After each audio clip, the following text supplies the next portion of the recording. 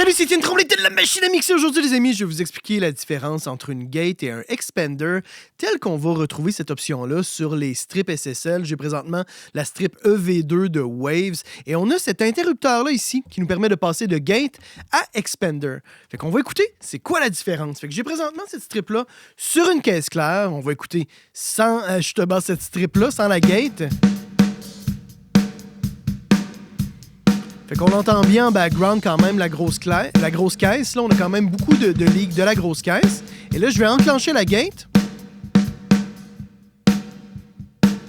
Et là, j'ai beaucoup moins là, de grosse caisse. Puis je pourrais même, là, avec le range, enlever complètement la grosse caisse. Je vais remonter un petit peu le threshold. Généralement, je ne vais pas mettre le range au maximum sur une gate. On va laisser quand même un petit peu d'ouverture. Autrement dit, la gate va atténuer là, présentement de juste 16 dB. Comme ça, l'ouverture puis la fermeture va se faire de façon plus naturelle. Ça, c'est un petit truc là, par la bande que je vous donne. Là. Et la différence avec le expander, c'est que le expander, c'est le nid, dans le fond, de l'ouverture de la gate qui va être beaucoup plus soft. Fait que la transition entre les passages où la gate est fermée puis la gate est ouverte va se faire de façon beaucoup plus graduelle. Puis il va même y avoir des éléments en dessous du threshold qui vont faire ouvrir à ce moment-là l'expander. Fait que l'expander, c'est comme une gate, dans le fond, qui va être beaucoup plus douce, plus naturelle. Fait qu'on va peut-être plutôt utiliser ça pour, par exemple, enlever le bruit de fond sur une voix, où que là, l'ouverture puis la fermeture va se faire de façon plus naturelle. Puis je mettrais potentiellement un range peut-être un petit peu moins important, de peut-être 6 à 10 dB, pour juste réduire un petit peu le bruit de fond qu'il y aurait entre les passages où il n'y a pas de voix. Fait qu'on va écouter la différence. Fait que vous voyez, hein?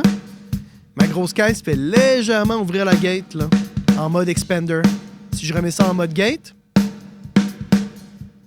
c'est plutôt ça qu'on va préconiser généralement pour un kick, une caisse claire, un tom, pour vraiment justement réduire le bruit de fond, réduire le leak qu'il y a en background.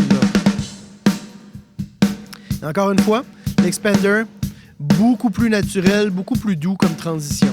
Maintenant, on a aussi la vitesse de release. Petite parenthèse là, sur les autres paramètres, qui va être le temps que va prendre la vitesse, que va prendre la gate avant de se refermer. Fait que ça, on va l'ajuster généralement au tempo, puis selon le sustain de l'instrument qu'on est en train de gater. Puis la vitesse d'attaque, dans ce cas-ci, fast attack va être une vitesse d'attaque qui va être fixe, qui va être 1 milliseconde. Puis lorsqu'on les enclenche, c'est une vitesse d'attaque qui va être variable selon le contenu sonore. Fait que généralement, pour une caisse claire, on va mettre ça à fast attack parce qu'on veut vraiment que ça ouvre de façon très précise lorsqu'on a la caisse claire qui dépasse à ce moment-là le threshold, le niveau à partir duquel on veut que la gate ouvre. Fait que voilà les amis, j'espère que c'est plus clair. La semaine prochaine, je vais vous montrer comment faire une gated reverb. C'est super simple à faire. Vous pouvez faire ça avec les plugins de base qui viennent avec votre logiciel. Et c'est toujours très cool. Puis on peut faire ça là, à plusieurs sauces. Vous allez voir, c'est vraiment très, très cool. C'est tout pour aujourd'hui, les amis. Mettez un petit pouce vers le haut. Abonnez-vous à ma chaîne YouTube. Et dans tous les cas, les amis, on se retrouve la semaine prochaine. C'est Étienne Tremblay pour la machine à mixer.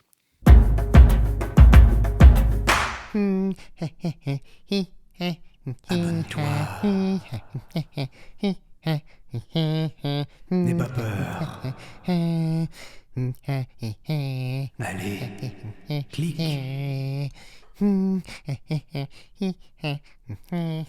Abonne-toi.